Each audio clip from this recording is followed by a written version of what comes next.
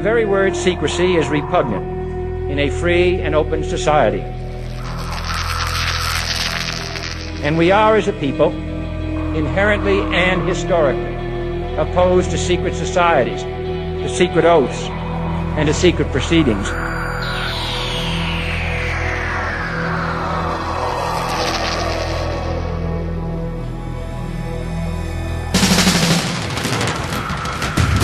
The questions you always had, the answers you were never given, the place to seek the truth. Welcome to Veritas.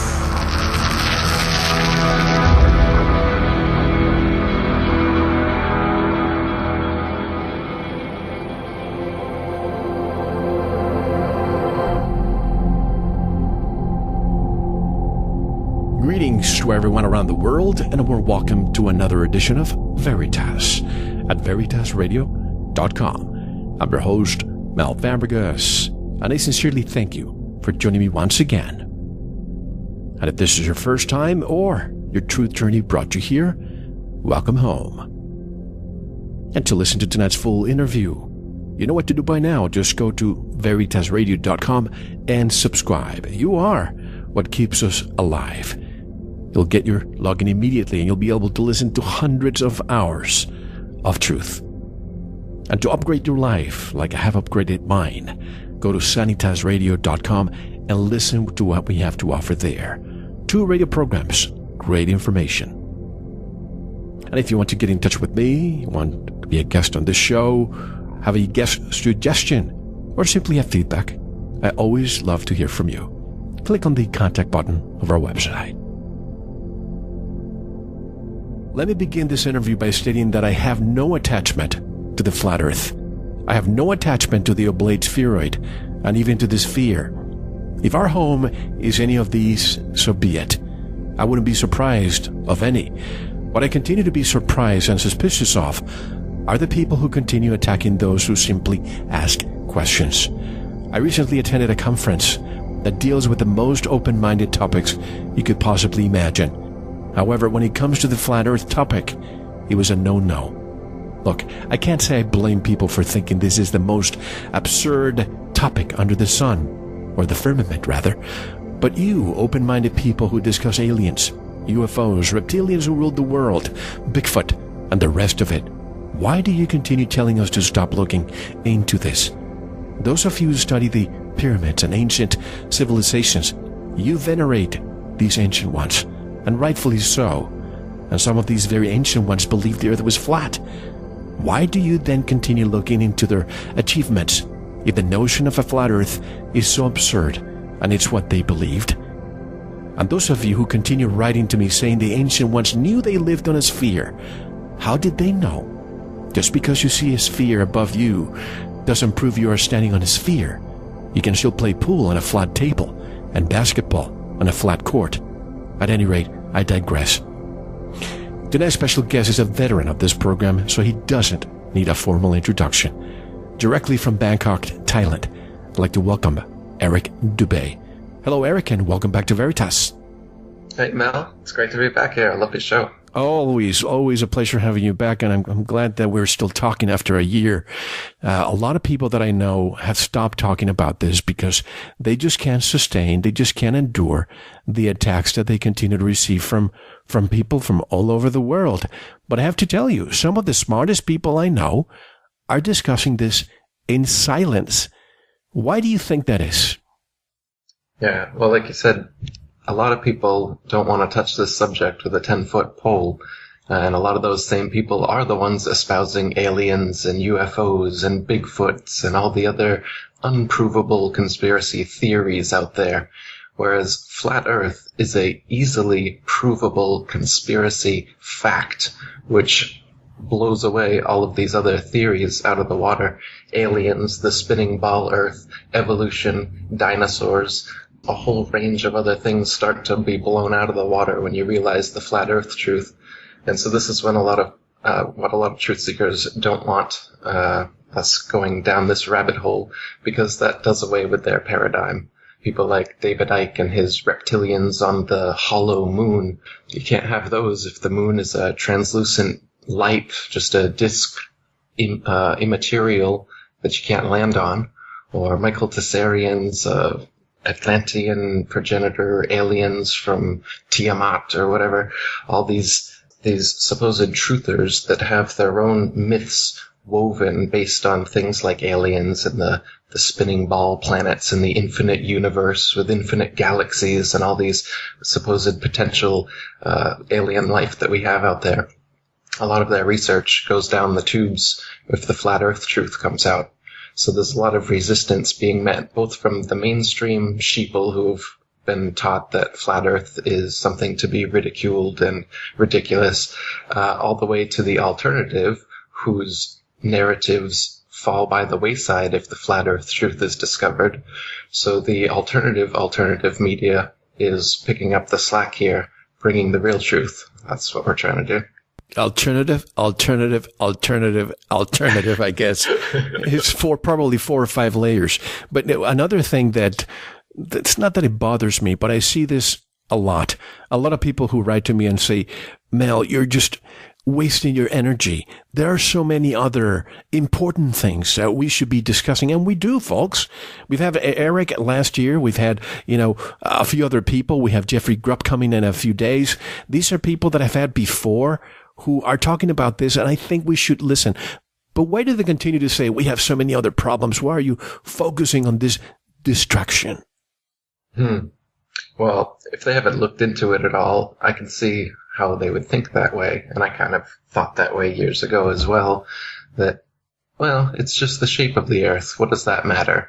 Does it really matter whether it's this shape or that shape? So if you think of it on that level, then sure, it seems insignificant, and it seems like it could be a waste of time, even if it was true. But if you think of it a little deeper than that, and you think of it as being the most fundamental lie, is where we are, what we're doing here, the earth beneath our feet, the lights in the sky above us, what they actually are.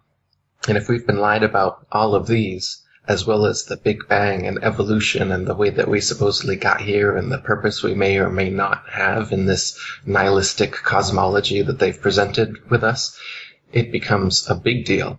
And when you look at the potential for a truth like this, a truth that has been suppressed for 500 years now, the flat earth truth, if that gets out and it is shown that every government, every university, every pundit, every television station is lying knowingly and censoring this truth, what happens when it actually gets out?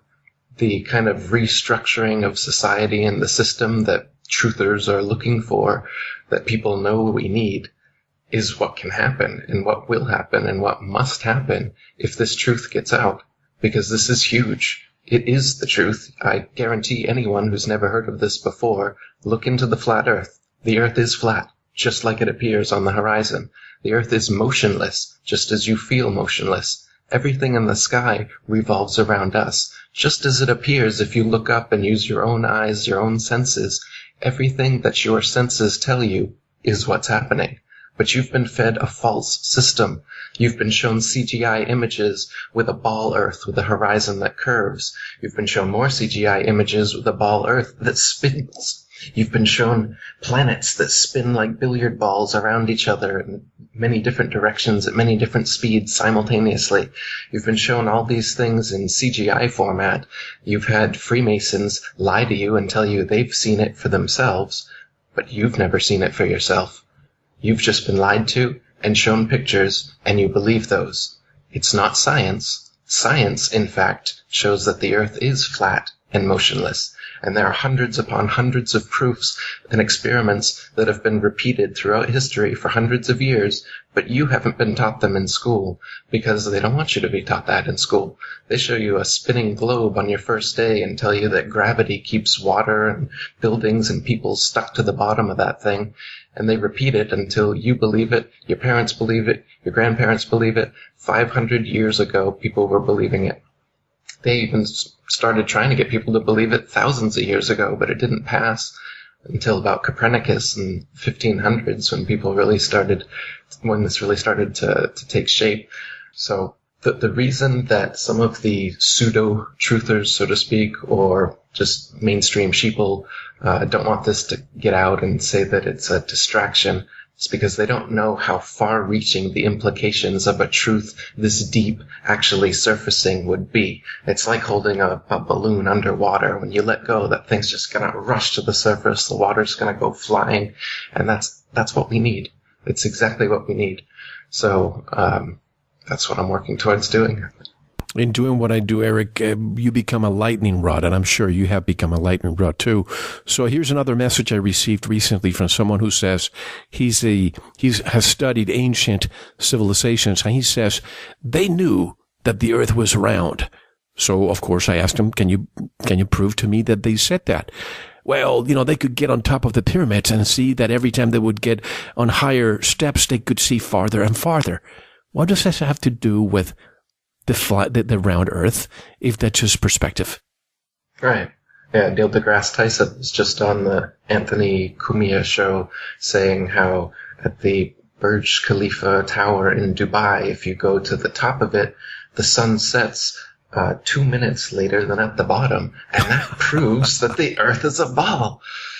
So what they're saying is that the earth is a ball, and the curved shape of the horizon is what's the sun is disappearing beyond that. And if you go up in the tower, you'll see the sun again for 2 more minutes and watch it set again. And that's proof that it's setting beyond a ball.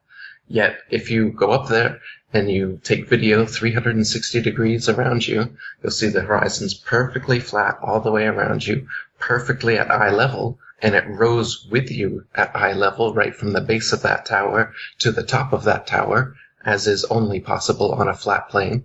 A ball, no matter how big the ball is, the horizon would stay where it is, and you'd have to tilt your head looking down more and more as you rose to see it. And of course, it would also curve. The reason that you see the sunset slightly later from a higher position is simply perspective on flat surfaces. If you rise even higher than that, then you'll see even farther as well. They don't seem to mention that. When you go higher in altitude, you're able to see further along a flat plane, and that's all that's happening as you go higher. So the sun, when it's setting, is actually maintaining its altitude at about 3,000 miles above us, and it circles over and around the flat earth. And so from your position, due to perspective, as it goes away from you, just like a row of street lamps, as they're going away from you, the one closest to you seems very high overhead, and then slowly dips down more and more to the horizon, or just like a long, narrow hallway where the floor rises up, the ceiling comes down, and the 2 walls come into a point right in the middle. That pyramid shape, that eye at the top of the pyramid, another reason for that symbol is that's the way that our eyes actually see. Our eye sees in a pyramid-type shape like that, and the sun setting down on the horizon like that is simply an element of perspective. And when it goes beyond the horizon, it's not setting beyond the curvature of a ball earth. It's simply gone beyond the vanishing point of perspective from your point of view, which is what the horizon line is. It is not the curvature of the earth, as you've been taught. You can think about it. If the limit of your perspective was the curvature of the earth, and you saw, say, a ship disappearing over it, then you look to the left, the same amount of distance, and you look to the right, the same amount of distance. Well, there's no curvature there, but that's twice the distance as the ship in front of you that you think has disappeared beyond the curvature. And then to double check this, you can take out a pair of binoculars, and you'll see that that ship that disappeared beyond the horizon over the curvature of the earth magically comes right back totally into view, hull and all. And that's because it's simply gone beyond your perspective, which you can bring back into view with technology or by gaining altitude, like by going up in a tower. So this is all just an element of perspective, and tricky Masonic magicians are trying to get you to think it's based on the curvature of the spinning ball earth when it's nothing but perspective. It was December 7th, 1972, where we saw the quote-unquote blue marble, the image taken by allegedly Apollo 17. But I've always had a problem with that picture. Not with that picture, that photograph in particular, but because of so many new ones have made its way to me, and they're all so different. The United States looks so much bigger now. Africa looks so much smaller now. What's happening? Are the tectonic plates changing so much that when we take pictures now, the land mass has changed? Or is it just pure CGI all along? That's a good one. Yeah, the tectonic changes are causing the CGI pictures to become very different as the years go on. That's a good point. Take a look at these images coming from NASA and RASA and JAXA and all these different space agencies, the Chinese, the Japanese. Some of these are even worse than NASA, and you'll notice how clearly fake they are, how obviously Photoshop CGI they are. And when you compare them to one another, you'll notice these impossibilities, like the water always being different shades of blue every single picture. The size of continents changing from picture to picture. One time, North America filling up the entire picture. One time, it being just a tiny little speck on the upper part. You'll have on the animations, you'll notice that the clouds almost never move. You'll see a spinning ball Earth with the exact same cloud formations for 24 hours. Take a look at these anomalies, not only on the pictures of the Earth, but on the pictures of the moon, because we've never been to the moon either. NASA's moon landing hoax is all about going far enough away, supposedly, that they could turn around and take a picture of this spinning ball Earth they've been talking about for 450 years and say, hey, we were right. Look at that. And the raging debate that had been going on since the late 1800s from Samuel Rowbotham and the other flat earthers then was almost in an instant put to rest by this so-called photographic evidence in an age where most people believed we went to the moon because they heard it on the radio. Nowadays, we have computers, we have Photoshop, we can see these things. You can see anomalies in the original NASA images just by putting them into Photoshop. For instance, you will see many of the images of Earth supposedly taken from the moon have artifacts, rectangular artifacts around the Earth directly embedded in the image, proving that the image of the Earth was actually cut and pasted in a computer program and put there that way. Otherwise, there wouldn't be a rectangular splotch of blackness around the Earth in space. There's also images where you can see the shadow of a ceiling above the rover as it's taking off from the moon, because it's simply being lifted by a crane overhead in a studio. Many of these things, these have all been exposed. This is common knowledge amongst us educated conspiracy folk that you like to ridicule and laugh at and call stupid flat earthers. But this is just a fact. You can't land on the moon. There's nothing to land on. It's just a light. And I can prove it to you right now. Go out on any afternoon and look at the moon. You'll see the blue of the sky through the part of the moon that isn't illuminated, proving that it couldn't be a solid sphere to land something on, but that it's just a light and you can see through it. People have photographed stars through the moon. You can see the blue of the sky through the moon during any waxing and waning cycle. You can see for yourself that it's a light, and it's casting its own light, unlike they tell us that it's a reflector of the sun's light. You can prove that its light is different from the sun's light. It's cold. If you take a thermometer and put it in the shade and another thermometer and put it in the direct moonlight, it's actually colder in direct moonlight, and the thermometer will go up in the shade, the exact opposite of the sun. It's like the yin-yang. If you picture the yin-yang symbolism in Chinese astrology, it's the sun and the moon circling around and over the flat earth. The yin and yang is everywhere in nature, in fact. The male, female, inhale, exhale, good, evil, up, down. But they do away with these things. They say there is no up and down, that everything's just relative. They say there is no good and evil, that they're all about moral relativity. They say there is no sun and moon yin-yang aspect. because the sun is actually really, really big and really, really far away, and the moon is really small but a bit closer. And from our faulty perspective, it just looks like they're exactly the same size in the sky. Once again, Masonic magicians lying to you so that you don't believe your own eyes, which tell you that the sun and the moon are equal, divine, balanced opposites in the sky, revolving over and around us, keeping time like a celestial clock and calendar. But instead, they just feed you these lies about spinning billiard balls, doing wobbling and tilting on their axis, doing all this nonsense to try and explain away all the bullshit that they're telling you.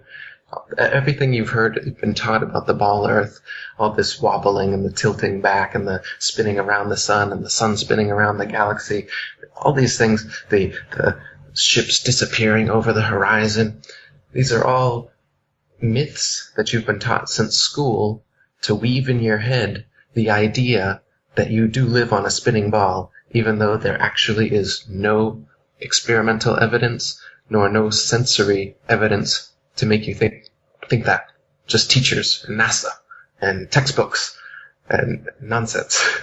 You know, I something that has bothered me also is when I see the sun setting or the moon closer to the horizon. If the sun is 93 million miles away, why is it that it looks so big at the horizon level, just like the moon looks at the horizon level, almost the same size all the time to each other? That's right. They appear to be almost the same size at all times. It does change, and the changes are mostly due to the atmosphere. So I can show you a picture of the sun setting in the desert where it's very dry, and you'll see the sun shrink and shrink into a tiny, tiny pinprick before it disappears into the horizon. And then I can show you another video of on a more over the ocean, say, on a more humid day, the sun is going to actually expand a little bit due to the atmosphere and then disappear into the horizon like a big ball, as many people have seen it.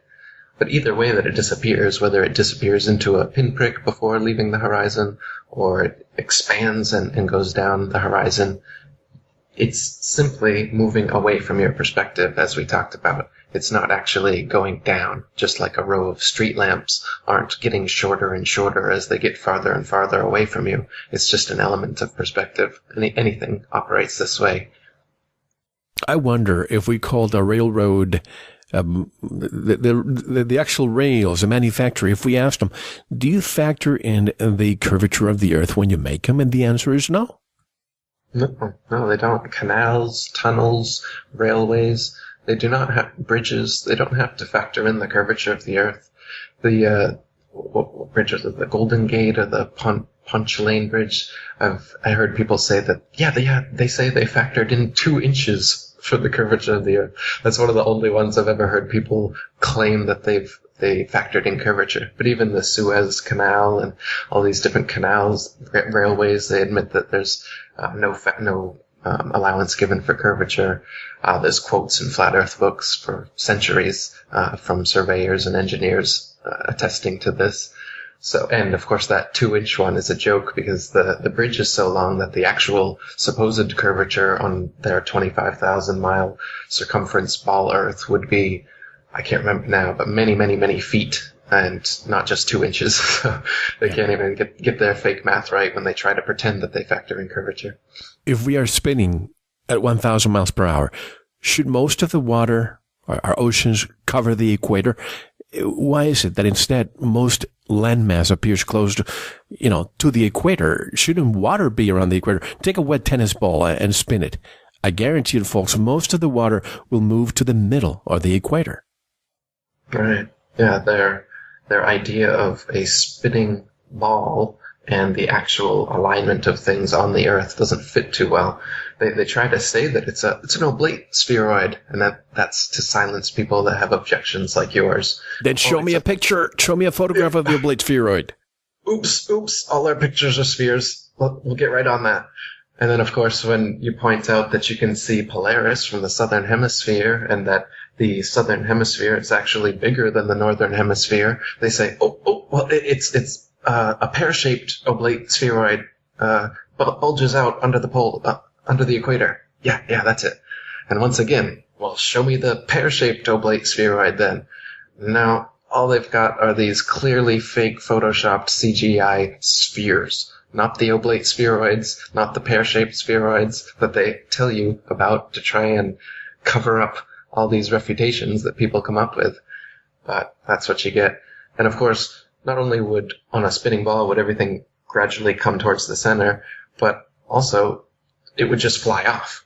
Anything that's tried to stick to a spherical surface, even if it's not spinning, falls off. They say that there's this magical force called gravity, which allows by big masses, by virtue of their big mass alone, to create a force that attracts other smaller masses to it. Okay? Like a magnet? Yeah, but it's not a magnet. It's everything. They say everything has this force. Well, okay. Show me something that's not a magnet that does this. No, they can't show you a single thing. They say, well, there's nothing big enough until you get to the level of like moons and the Earth and the planets, stuff like that. Then stuff is big enough to cause this attraction we're talking about that causes the water and you and the buildings and everything to stick to the bottom of this 1,000-mile-per-hour spinning ball. But no practical examples of it whatsoever. They can't show you any mass by virtue of its big mass alone, that causes even a dust bunny or some tiny, tiny small mass to stick to or orbit around it the way that they say gravity causes masses to do to other masses. So really, this gravity theory is just an illusion that they've told you to make you believe that it's possible that the oceans could be curved around a spinning ball like this, and that you could be in Australia upside down and experience yourself as right side up and never fall off. These are all just ways to make you stop believing your eyes. It's pseudoscience to remove you from the actual known science for thousands of years, which is that things fall or rise based on their relative density. It has nothing to do with gravity. If something is more dense, then it goes lower. If something is less dense, it just moves higher. If you've got a helium balloon, how come gravity doesn't bring that down to the Earth? Well, because the helium is lighter than the oxygen and nitrogen and other elements in the air around it, so it naturally rises. Oh, but then you hold a rock and let it go, and the gravity is what causes the rock to drop, right? No, it's the relative density. The rock is denser than the air, so it falls. That's it. You've been taught a stupid science that tells you that gravity, this big G, the G in the Freemason symbol, all these Freemasons are telling you, gravity is their God. That's what the G is. Their gravity is what created the Big Bang. Not God, gravity. Gravity somehow made everything just explode and then turn into spinning spheres around each other. And then gravity causes the ocean's tides to pull up. And gravity causes you to stick to the ball Earth. But mosquitoes and bugs and everything can escape gravity. Helium balloons can escape it. Think about it. It's what I'm saying. There really is an up and down in nature. Light things go up. Heavy things go down. That's it. Gravity is bullshit science to make you believe you're on a spinning ball. Last year, we briefly discussed the EPIC, the Earth Polychromatic Imaging Camera and Telescope.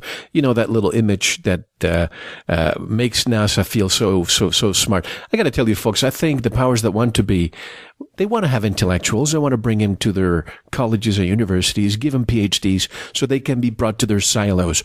What they don't want is renegade, inquisitive minds, people who question what they're telling us, like that picture of EPIC showing us the Earth from 1,000,000 miles away. And they confirm it's an animation featuring actual satellite images. But the question is, once you see that laughable moon go along for hours, not a single piece of cloud moves. And I'm sorry, but I just can't believe those quote-unquote intellectuals out there don't question that. Absolutely. And why don't they question that 1,000,000-mile internet connection that allows us to receive those pictures? Where's the patent for that? Why aren't internet service providers using some of that technology? My Wi-Fi cuts out right away. I'm not close enough to a hotspot, but they're able to get super moon animations from 1,000,000 miles away. And what is this about them saying that they have to splice the satellite images together and it's actually an animation and all this stuff? It's a backpedaling liar. Don't you know a liar when you see one? When you catch out a liar and a lie, do they just go, "Oh, yeah, you got me. We don't have 1,000,000-mile internet and it's clearly a bad cartoon." No, they say, "Oh, well, it is our satellite imaging, but you see, the way that we receive the technology from the imaging from the 1,000,000-mile internet, we have to splice it together, and it looks like a sad animation. Believe us." Smart talk. Yes, exactly. It's all smart talk. And even, I drive 3-4 hours in the desert coming to where I am now in Mexico, and I lose cellular communication for about 3 hours. And I'm thinking, in the 21st century, when we have quote-unquote probes leaving our solar system and transmitting almost at the speed of light to us, yet I'm here in the desert and I cannot get cellular signal. But anyway, I was telling you offline that we took a sunset cruise a couple of days ago. And in the sunset, I've mentioned this before, how from my house I can see 80 miles away the coast of Baja California. So I went to the captain. I was holding some binoculars, and I asked the captain, "Hey, Captain, can you tell me what that is that we can see only now in the afternoon because he can't see it during the day?" And he said, "Oh, sure, that's the tip of Baja." And I said, "Really? You think that's just the tip? Why don't you look through these binoculars?" And he couldn't believe it. He saw from the bottom of the bottom that meets the sea all the way to the top. And he looked at me and he couldn't explain it. I just love to see their faces when these people who, are navigators and so on, all of a sudden are confronted with something they had no idea was in front of their faces. Absolutely. It's the same thing as the ship disappearing over the horizon. You can bring these cityscapes that are supposedly refractions of light, like the Chicago skyline that made a big stir 60 miles away. Oh, it's just light being refracted. Well, use the binoculars and you can see all the way to the base of the buildings. Again, this is an artifact of perspective, that the things closest to the horizon disappear before the things farthest away. So the hull of a ship going away from you disappears before the masthead. But by using binoculars, it comes fully back into view. Just like a person walking away from you, their shoes and their ankles and then their knees and the rest of their legs are going to disappear before their head does. But that doesn't mean that they're walking over the curvature of a ball earth, and you can prove that it's not the case with binoculars, telescope, or zoom camera, and bring the entirety of their legs, or the bottoms of the boats, or the bottoms of the cities, all the way back into view, and then, watch the faces of the people that thought they were going to get just the tip. Are you telling me that the Chicago skyline was not a mirage? It wasn't. They're lying to you, Mel. And people don't question if it's a mirage. What is it really reflect? Where's the reflection? Where's the mirror? I mean, you can see in the desert from far away. You see mirage. You think it's water, but that's just the heat rising from the bottom of the hot pavement. But to see in the distance the top of the Sears Tower and call it a mirage, honestly, these people think that RQ is just one of a lettuce. Well, and people will say, well, why can't I then see the top of Mount Everest then from That's where right. I am? Yeah. Well, because we've been taught that our eyesight is infinite. We've been taught that the closest star is 25 trillion miles away, and the light comes from 4.2 light years away from us. It has to take that much time just to reach our eyes. So we've been taught that our eyesight, especially with the aid of technology, should be able to see infinite distances. But again, you've been lied to. The stars are not that far away. You can zoom in on them with a P900 83 times zoom camera, and they are right in your face, looking like a prismatic, constantly changing disco ball of watery electricity. And that's what even the so-called planets look like. The so-called planets were always called wandering stars because they have more unique paths that they wander in the sky than the fixed stars. But when looked at through these instruments, they just look like lights in the sky. They do not at all look like spherical terra firma that you could land some masons on, as they'd like you to believe. And so when people ask you, why can't I see Everest from my balcony then? Again, perspective and the limited eyesight, even with a telescope, only allows us to see so far. The Earth is flat, but it's not completely flat. There's valleys, there's mountains, and you can only see so far before the converging skyline and the uprising ground meet on that horizon. Using a telescope zooms it in and you're able to see a bit further. But thanks to the atmosphere and just the limits of our perspective and based on your altitude, you can see a lot further. Like if you take a balloon up, 20 miles is about as high as we can get an amateur balloon. You can see for hundreds of miles. Again, because of altitude and perspective, not because you're somehow seeing over the curve of the ball, because you're not. Because you can see in those high altitude videos that the horizon has risen 20 miles up to your eye level. Again, impossible on a ball, no matter how big the ball is. And it's flat, 360 degrees around. So you're not just seeing hundreds of miles now because you're seeing over the curvature of the ball. No, your perspective is now greater because you've attained a higher altitude. And if you have a telescope from that altitude, maybe you could see Mount Everest. Nobody's actually tried that experiment. But as far as, seeing the Antarctic ice wall from your balcony, no, I mean, our eyesight is limited, and you've been lied to about how far light can travel. It can't travel trillions and trillions of miles, and the stars aren't that far away anyway. Plus, you have plenty of dust particles that prevent you from seeing so far away anyway. But, I saw somebody ask the other day, so where did John Glenn go on February 20th, 1962? What is the flat Earth explanation? Where do you think he went? We know he orbited the Earth. And this has been well documented. So does that prove anything? The fact that you're saying well documented and, these theories that they call 100% correct, can they prove it? Can we really prove anything beyond our planet if we can replicate an experiment in a controlled environment? It's just like we know the steel recovered from the World Trade Center was shipped to China. Of course, there was nothing there. Those towers dustified, but the lie was repeated so much that I even believed it. And even when I had Dr. Judy Wood on the show, and I said, what about the steel that was shipped to China? That's something I was told and I believed. This is what the media told. This doesn't make it a fact. Right, exactly. The actual physical evidence, they're always short on that stuff. When you ask NASA, hey, how about the telemetry data from the supposed rocket and shuttle that took you to the moon and back? Could we see the reels and reels of that? Oh, we lost it. Oh, that's too bad. How about the original moon landing footage? Could you show us the original tape so we can verify their authenticity? This $30 billion project you did 45 years ago and came back with really terrible black and white ghostly images of a recording that you forced the news agencies to do. Could we see the original that nobody has ever seen? Ooh, sorry, we lost that too. Oh, you lost that too.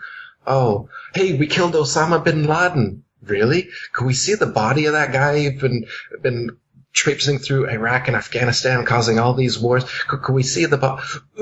We dumped it in the ocean. Sorry. They're really short on physical evidence because when you're creating a bullshit story, you can't have physical evidence, can you? You can only have so-called evidence. You can only have the fabrications of evidence. That's why when you look at evolution theory, the so-called monkey and humanoid transitionary forms or dinosaurs and the supposed physical evidence that they give you for that,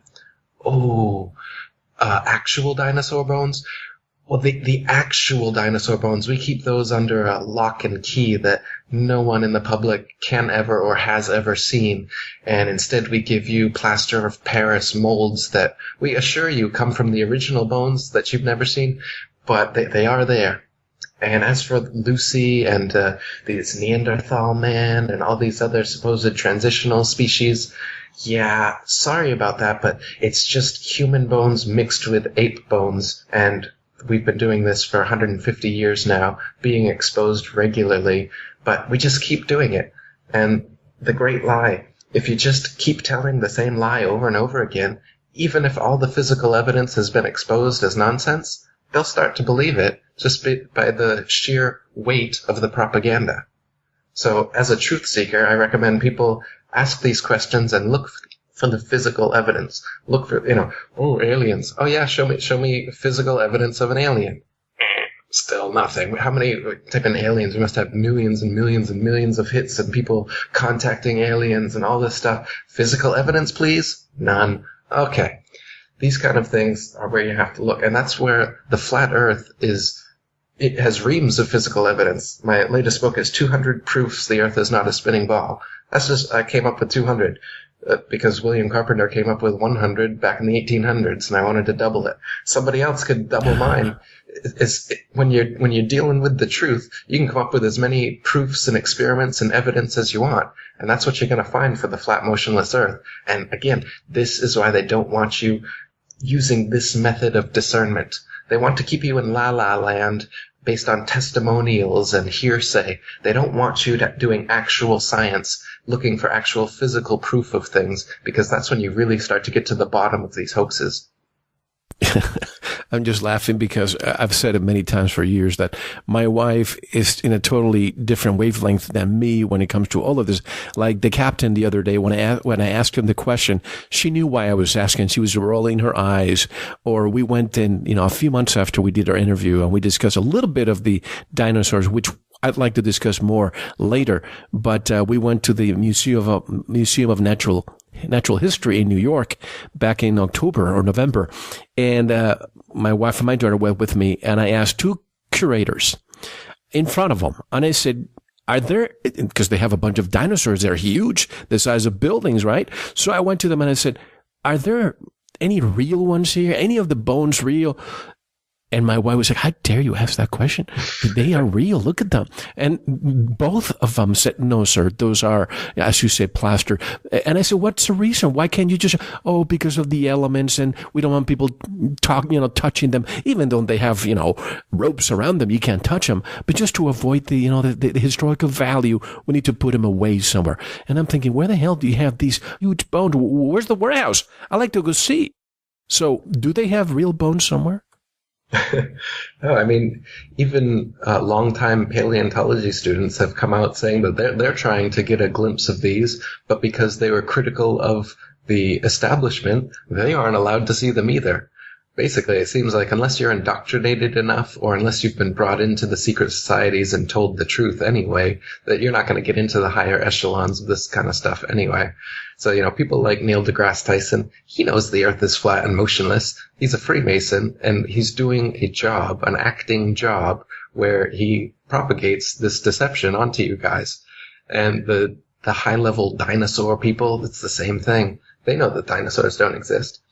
But the bones, supposedly the real bones, are kept locked away, but they just give you plaster of Paris. If there were real bones, you could put them behind, solid, bulletproof glass, whatever you want, but show us the real thing. No, they can't do that. But they show us petrified wood. I mean, lunar rocks. That's right, which have now come out to be fake, right? These moon rocks that Neil Armstrong and Buzz Aldrin gave to museums around the world have now been scrutinized and found to be just petrified wood that they've dug up somewhere. So, yeah, these things, they've been exposed as complete hoaxes, but the public is still being duped by things like museum displays of fake bones and whatnot to make us believe that we evolved from giant reptiles. So what dinosaurs do for the evolutionists is they provide the stepping stone from lizards and fish and non-flying things to flying lizards and then reptiles turning into mammals. See, they've got these links in the supposed evolutionary chain that they don't have fake answers for, so they've had to come up with them along the way. And so, they say that the Big Bang happened and everything came from nothing for no reason due to gravity, their God. And then all of this explosion, which, unlike most explosions which destroy things, this explosion created things. It created everything somehow out of nothing. So it's a creationary explosion. And then all this debris which came out of nowhere and nothing. And now, what is this debris? What is it? It's the lighter elements, I guess. Hydrogen, helium. Okay, whatever. And then somehow they become greater elements and bigger, heavier elements, and they start spinning around and they become these planetoids, lifeless. Oh, but then somehow water forms. The elements come together, and somehow with an intricate, meandering of these elements, consciousness and life and intelligence somehow comes into play. Oh, and now there's living organisms, and then somehow they reproduce. Oh, there was 2 of them, and they had sex somehow. They just simultaneously manifested, I guess, and now sexual reproduction started happening, and then the species started changing. And they had 2 males that reproduce. How is that? Right. How is there 2 of anything? How is there 1 of anything? They can't explain that, but they just skip over that in 1 sentence in your textbook and hope that you don't ask questions. Oh, and okay, so then it's multicellular organisms, and then it's a fish, say, in the water somehow. Okay, now we're up to fish now. And then the fish somehow crawl up onto land, and they don't die like every fish you've ever seen that jumps out of the water. Somehow it lives. It transitions its gills into lungs. It mates. Somehow the offspring live, and then the offspring have magically mutated into air-breathing fish-like amphibians now. And then the amphibians turn into reptiles, and then we got to get them flying. Okay, that's where the dinosaurs start coming in. We got a flying pterodon, pterodactyl, terrorist. We like that word, terra. Terra means earth, the earth that we lie about. So it's a flying dinosaur. And then they got dinosaurs that supposedly had feathers that they're trying to convince you of. Feathers that fossilized 65 million years ago. And now we have proof that dinosaurs were the evolutionary link to feathered birds. Again, these have been exposed as hoaxes if you look into them. I won't get into it here. But then, suddenly, a meteorite comes. And what does the meteorite do besides reinforcing their bullshit spinning ball infinite universe? It does away with all of these supposed dinosaurs that existed. And cockroaches and frogs and other lizards and all the other stuff that's still alive today, those were able to survive the meteor. But somehow all those big, giant, ridiculous lizards that would topple under their own weight and whose bones couldn't possibly support their massive structures, those all went away.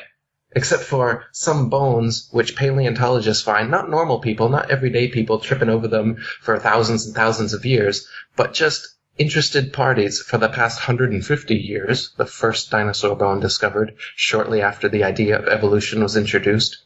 So it's just a convenient, these supposed transitional forms, dinosaurs, the ape man, human man, all this stuff. This is just what they need to make their evolution idea seem plausible. And they fabricate the supposed evidence for you to make you believe in it. But when you look into the actual physical evidence that exists for these supposed transitional forms, or the history of the adaptation of species, have there ever been a species that turns into another species? Macroevolution? No. It's never happened. They have no proof of it. Microevolution, minor adaptations within species? Sure. But this is what they're trying to turn into macroevolution of everything that exists evolving from everything else that did exist, evolving from nothing and a big bang. So they get you to believe that the amazing connectivity, beauty, diversity of nature and the natural world, the intelligence, everything around you somehow came from nothing for no reason and out of an explosion that created it, and then it just evolved for no reason to have consciousness, life, and intelligence and have all this order and beauty and diversity that we have just by coincidence. It's random. Yep, it just happened. So what does this do? It's a nihilistic, atheistic cosmology that makes you a speck of dust. It makes God irrelevant. It makes him impossible. It makes you a purposeless, meaningless accident of an explosion that just happened to be now. So how do you live? How do you live your life when you believe that kind of cosmology? Well, it's all about me. Nothing really matters, so I might as well just have a good time, do what I want with my life, consume, which is exactly the way society is set up and the way that the people who control society and who have fed you this myth for centuries anyway, that's what they want. And that's why you behave this way and think this way. And that's why you scoff at people that know that they were intelligently designed by an intelligent designer. That's why you scoff at people that know that we're on a flat, motionless Earth. And you laugh your hearty spinning ball earther laugh where you think that you know something because you've seen CGI pictures and you believe that that guy, Neil deGrasse Holt Tyson. And I tell people, because they say, Mel, so if you're not religious, that means you're an atheist. And the answer is absolutely not. I have never been an atheist. And yes, I abandoned organized religion a long time ago because I don't think that I should have a toll booth on my path to enlightenment. But essentially, what Eric is saying is the equivalent of me throwing a chalk on a blackboard and expecting the word God to show up. I think that's more probable than what they're saying. But by looking at the species, by looking at consciousness, by looking at everything that surrounds us, to come from an explosion, I just still cannot get it. So yes, I think they're trying to get us to believe that we are insignificant, utter dumb slaves that have no hope, so that we can just go to work 8 to 5 paradigm and just be too occupied to ask questions. But I have a question. Probably half an hour away from me here, there's something called the Pinacate Crater. And it's by UNESCO. They consider it as important as Machu Picchu in Peru. Not a lot of people know this, but this is the crater by, let's call it whatever, a meteor, whatever crashed on it, where the Apollo 11 astronauts practiced before going to the moon. These craters are what look to be like craters. What are they then? Yeah, so there's things that they call craters, which are holes in the Earth, like a bowl shape. And then there's little edges kind of up above the rest of the Earth around them there. So in one way, it looks like it could have been caused based on an impact from above. Though another way it could be is, say, like a gas bubble from below, and that same kind of shape could be the resulting shape from some sort of phenomenon happening from below just as well. Like a sinkhole. Like a sinkhole. And if it was from, say, a burning rock from outer space, there should be huge, the rock itself should still be there if it caused that big of a depression. And there should also be huge chunks of it everywhere. Yet none of these supposed crater sites have anything of the sort. No big ball sitting in a hole, or even gigantic shards that we can still look at. Only, again, little pieces that they claim, oh, this is a meteorite, just like they claim the moon rocks. And same with the craters on the moon. If you look at the moon with your own eyes or with a telescope, there are potch marks of some kind there. But it's a foregone conclusion to say that they are craters formed during meteorite collisions. I mean, this is just an explanation that you've come up with. It's a possible explanation, but there's no physical evidence for that. None of us have ever seen a rock come from space and collide with the Earth, make a huge explosion, and then show us the rock sitting there so that we can verify that, yep, that was a big-ass rock that just came from outer space. It doesn't exist. We don't actually have that physical evidence to prove that such a thing exists. So what do we see around the world? These lights that we saw in Russia a few years back and Arizona a few weeks ago, what are these? Well, we've got shooting stars. Like I said, stars aren't actual terra firma, so when you see a light shoot from somewhere to somewhere else, it's simply that. It's simply a light shooting. It's not a rock in outer space coming somewhere. No, but the ones in Russia that actually broke school windows and it almost felt like an explosion. Right. And then you've got these ones where you can see mostly from Russia, it seems like, from dashboard cams, you'll see these burning balls of something coming, and they've even crashed windows and something. These, I think, are some sort of military thing that they're shooting to make us believe that meteorites exist, because they're always coming down at an angle like they've been shot from a plane. If meteorites existed and we were on a spinning ball Earth, then meteors should be shooting in every single direction possible, not always from the exact same direction coming down onto the Earth. There should be meteorites that go upwards, and ones that go diagonally upwards, and ones that go horizontal, and every other type of way. But we don't see that. So I'm quite skeptical of meteorites or asteroids or any sort of thing that they claim is up there floating around and comes down here and destroys dinosaurs, their other myth. They like to use their myths in conjunction like that. Two more questions. No, I'm sorry, finish your statement. So as far as the Russian ones, I would tend to think those are some sort of military experiment, some sort of weapon or something like this. Because you don't see them all over the world, you just see them there. It seems like it might be something they're working on. And the craters, not sure what those are formed from, but again, not seeing the evidence that they're from rocks falling from the sky. And for shooting stars, they say that those are comets, or that's another one. They say comets or whatever are asteroid rock formations that circle around us every so many years. But if we're spinning around the sun and the sun's spinning around the galaxy and all these motions are happening, why would comets have regular revolutions that we would see in such a cosmology? If the Earth was actually making all of those motions, we shouldn't ever come up across the same comets again. That makes more sense in a geocentric cosmology where everything in the heavens is revolving around us so that it could return at a regular time, like Halley's Comet or something like that. What about the Tunguska event in 1908 in Russia? What do you think caused that? Was that the supposed teleport? No, that was the Philadelphia experiment. What's the Tunguska one? It's an event. It was a large explosion that occurred near the Tunguska River, and it basically burned hundreds and hundreds of acres of forest there, and people as far as England saw the light. No, I haven't looked into that one. I'm not sure about that. That's fine. And just two more items before we take a quick break. Recently, you probably have seen these images of the Mars. Somebody pointed me into this. The Mars rover in Greenland. Google images showing, how do we know? First of all, there may be, if Mars really exists, there may be some rovers there. But now that I saw these images of rovers in Greenland looking just like Mars, how do we know that these rovers are, in fact, not somewhere in a desert in California or Greenland or somewhere else on Earth? Exactly. Yeah, the Martian landscape looks incredibly like the hills of Arizona or Australia, right, or Ireland.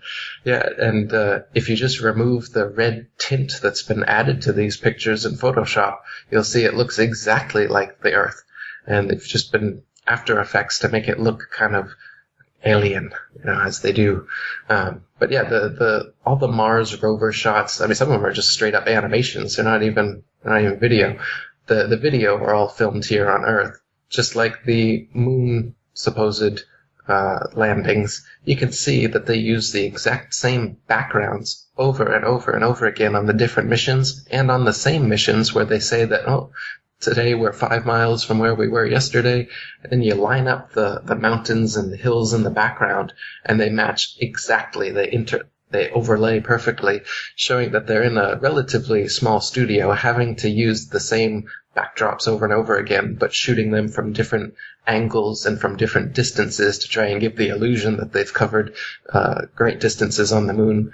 But again, with your third eye and a little bit of physical evidence, putting them next to each other, the angles, ups and downs of the mountains and hills trace each other exactly. Just like the gravity on the moon, which is supposedly 1/6 of the fake gravity here on Earth, causing the astronauts to move in that slow, floaty type of way. When you speed the footage up to 2 times, you see that they're in regular, normal atmosphere, gravity, whatever you want to call it, and they're just bouncing along or in their little buggy going along, kicking up dust at the exact same rate it would here on Earth. They've just slowed it down in post-production to make you think it's more alien again, just like the red tint in the Martian photos. So it's all Hollywood stuff. This Martian, they're going to send someone to Mars. They found water on Mars. There's a pyramid on Mars. There's a face on Mars. Yeah, a Photoshop face. Yeah, Photoshop pyramids. Yeah, Richard Hoagland goes on CNN, and you believe it because it's some supposed NASA insider exposing it, right? Yeah. That's the way to get the propaganda to really sink in. You give these whistleblowers to come out, and you make them into heroes that are exposing this information that only they have on the inside, right? And that's what us conspiracy theorists love. We love a good whistleblower, and we think that is actual truth and proof. But this is what I'm saying. This is the kind of evidence that we need to move away from. That's hearsay. When you have some supposed expert coming out and giving you information that only he has and that only he can confirm, that's called hearsay. It doesn't matter how much of an expert he is. We need physical, tangible evidence, stuff that you can put your hands on and prove. And again, that's why these kind of pundits, these kind of whistleblower, insider, conspiracy guru types don't want the flat earth truth coming out, because then you can prove for yourself that their claims are nonsense.